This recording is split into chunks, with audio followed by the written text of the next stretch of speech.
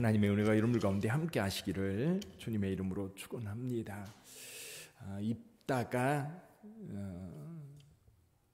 기생의 소생이었고 고향에서 환영을 받지 못해 쫓겨난 삶을 살다가 오히려 그들이 위기를 당할 때 길앗 사람들이 입다에게 우리의 머리가 되어서 암몬과 싸워달라는 부탁을 받고 입다가 전쟁에 임하여 크게 승리를 하였습니다.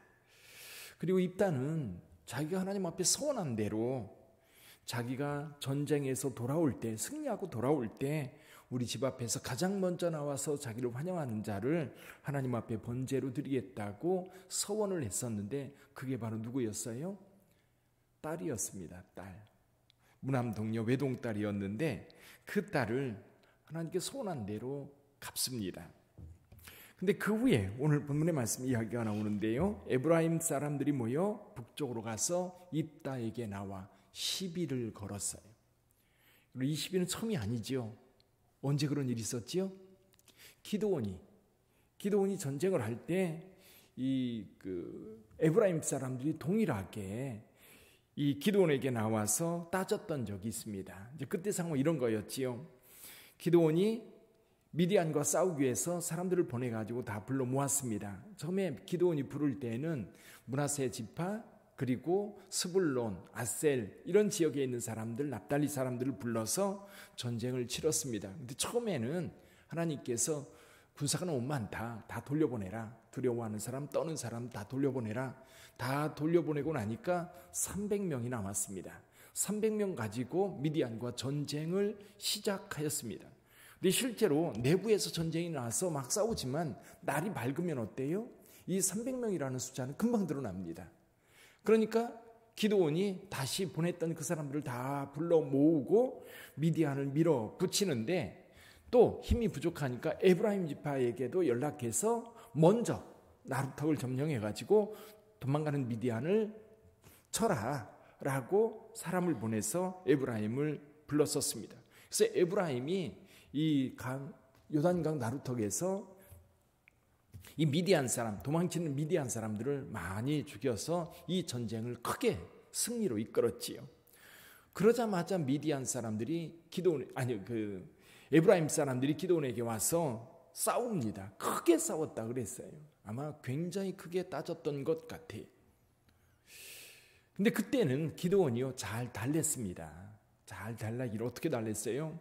에브라임 끝물포도가 이 아비에셀의 만물보다 낫지 않냐? 그게 무슨 얘기냐면 이 므낫세 지파의 가장 좋은 것이 에브라임 지파의 가장 나쁜 것보다도 좋지 못하다. 그러면서 에브라임을 높이 축혀주었던 거예요. 그러니까 에브라임의 화가 쫙 누그러지면서 우쭐해가지고 돌아갔던 거지. 근데 에브라임이요 오늘 또 입다에게 시비를 걸고 있습니다. 왜?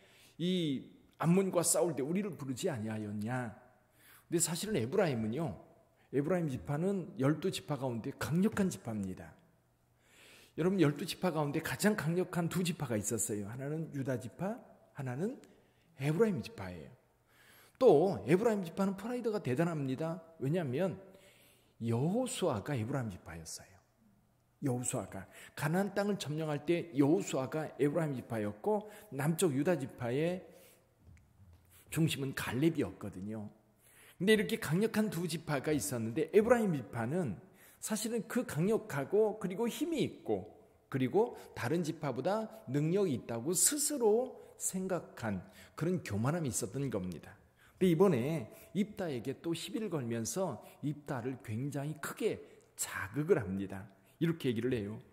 암몬 자손과 싸우러 건너갈 때 어찌하여 우리를 불러 너와 함께 가게 하지 아니하였느냐?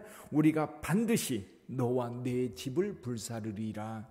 여기 집이라는 말은 내가 살고 있는 집이 아닙니다. 그 집뿐만 아니라 우리 가문을 얘기하는 거예요. 집안을 얘기하는 거예요. 집안 다 불사르겠다는 거예요. 근데 여러분 이 말이요 입다에게 너무너무 치명적인 감정을 자극했던 거예요. 그게 뭡니까? 입다는 자기 가문을 이을 유독 한 사람이었던 누구예요? 외동딸을 불살랐던 겁니다. 근데 내 집을 불사르겠다고 에브라임이 그렇게 할 때 입다는 이미 그것 때문에 너무너무 고통스럽고 너무너무 괴로워하고 있는 그런 상황이었는데 거기에 불을 붙인 거예요. 그러니까 불 붙었는데 거기다 기름을 끼얹은 형상이 돼버린 겁니다. 입다가 너무너무 화가 나고 너무너무 분노가 치솟았지. 그러면서 입다가 그들에게 이렇게 말합니다. 우리가 그들을 불렀다는 겁니다. 이 전쟁에 에브라임 사람들에게도 사람을 보내서 우리를 도우라고 했는데 에브라임이 움직이질 않은 거예요. 그리고 나서 전쟁이 끝나서 승리하니까 이제 와서 너희가 우리를 부르지 아니하였다고 말하느냐라는 거예요. 여기서 이 입다가 이렇게 말합니다. 2절에 보면 암몬 자손과 크게 싸울 때에 내가 너희를 부르되 너희가 나를 그들의 손에서 구원하지 아니한 고로 입다가 어떻게 했어요? 나는 너희가 도와주지 아니한 것을 보고 내 목숨을 돌아보지 않고 싸웠다. 근데 이제 와서 10이냐 이거지요. 근데 또 한 가지, 이 입다를 자극한 말, 그 집안을 불사르겠다라고 한 이야기. 근데 또 한 가지, 길르앗 사람들이 이 에브라임 사람들 때문에 분노가 치솟았어요. 그래서 길르앗 사람들이 모여서 에브라임과 전쟁을 했던 겁니다.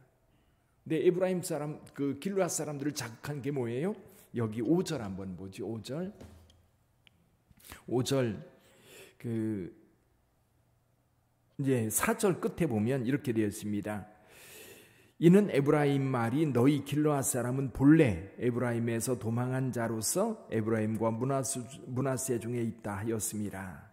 여기 길르앗 사람들은 에브라임에서 도망한 사람들, 도망자들이 모여서 사는 사람들이다라고 그 업수히 여기고 가볍게 여기고 놀림을 하였던 겁니다. 예전에 여호수아서를 읽을 때에 이 길르앗 사람, 루벤 사람, 므낫세 사람들이 이제 자기 땅을 이미 차지했음에도 불구하고 요단강을 건너서 다른 형제들이 땅을 차지할 때까지 같이 싸우고 돌아갈 때 요단강 건너편에다가 큰 제단을 쌓아놓았던 적이 있었습니다.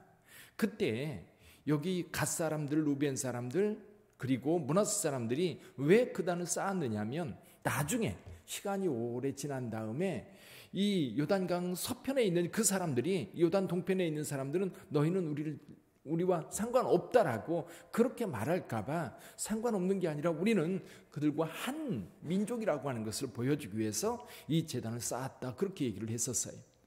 근데 이 요단 동편에 있던 지파들의 염려가 지금 여기 나타나고 있는 거예요. 에브라임 지파가 지금 이 길르앗 사람들, 갓 지파 사람들입니다. 그 사람들은 원래 우리 민족이 아니라 이쪽에서 도망친 사람들, 처음부터 그 땅에 살고 있었던 이스라엘 백성들이 아니라 에브라임에서 도망한 자들이다, 그렇게 얘기를 했던 겁니다. 길르앗 사람들이 열 받아요, 안 받아요? 엄청 열받지요. 그러니까 죽기 살기로 에브라임과 싸웠던 겁니다. 그래서 결국 에브라임이 이 전쟁에서 지고요. 그리고 또 길르앗 사람들이 요단강을 딱 점령하고 요단강을 건너려고 할 때에 여기 에브라임 사람과 그리고 길르앗 사람들을 어떻게 구분하느냐 하면 여기 휘볼렛과 십볼렛, 우리가 생각할 때는 잘 구분이 안 되는데 아마 그 사람들은 금방 구분했나 봐요.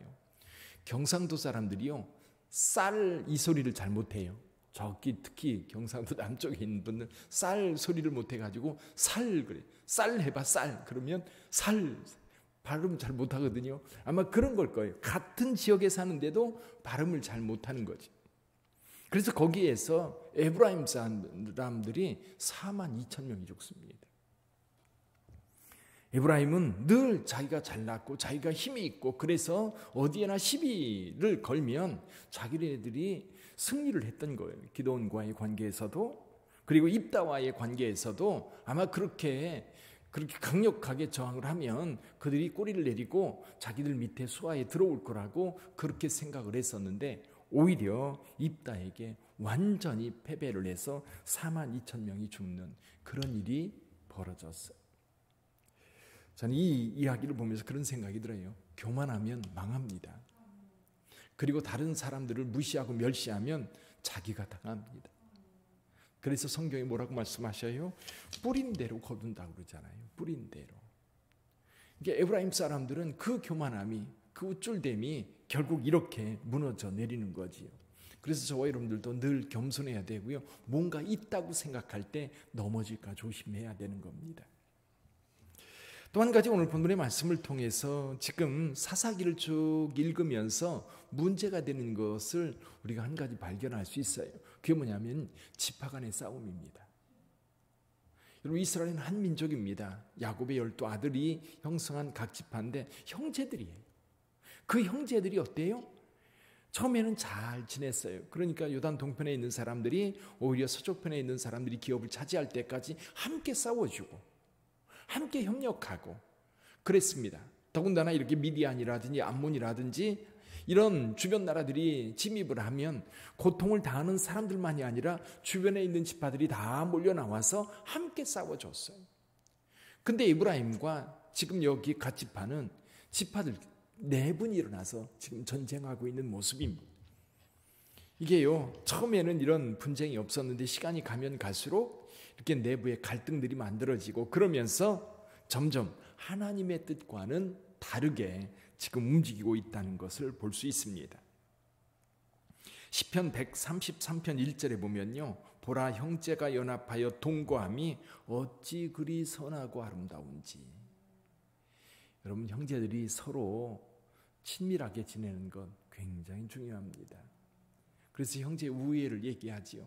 더군다나 우리가 그리스도인으로서 예수 안에서 우리가 형제와 자매된 자들이라고 한다면 그리스도 안에서 저와 여러분들이 서로 교제하고 서로 섬기며 이렇게 좋은 공동체를 형성하는 것은 매우 중요합니다. 이스라엘은 그 공동체가 점점 깨어져 가고 있는 모습을 여기에서 발견할 수 있습니다.